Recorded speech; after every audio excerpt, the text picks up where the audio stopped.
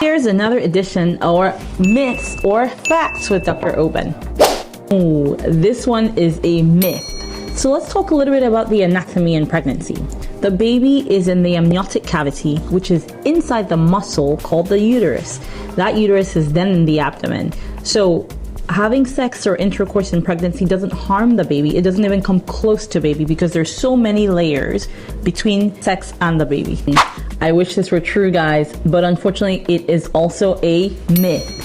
So eating spicy food in pregnancy used to be thought of as a way to induce labor, but honestly now it's just going to give you really bad reflux and you're going to need some Tums, some Pepcid, and some other medications to help you feel better. This one is a fact.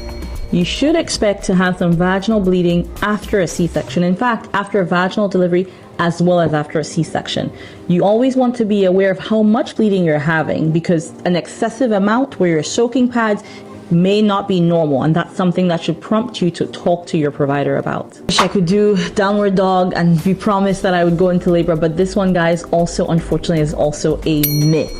Yoga does help in terms of some of the back pain or some of the discomforts of pregnancy, but it unfortunately doesn't make your labor any faster or any smoother or really change the timeline for things. So this one is a myth. Breastfeeding, unfortunately, is not a natural thing, as people would say, and for some women is one of the harder parts of the postpartum period.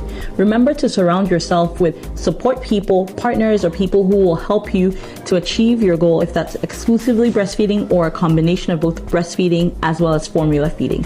Remember, the goal is really just to feed your baby and keep you, your baby, happy and healthy. For more tips and information, follow and subscribe.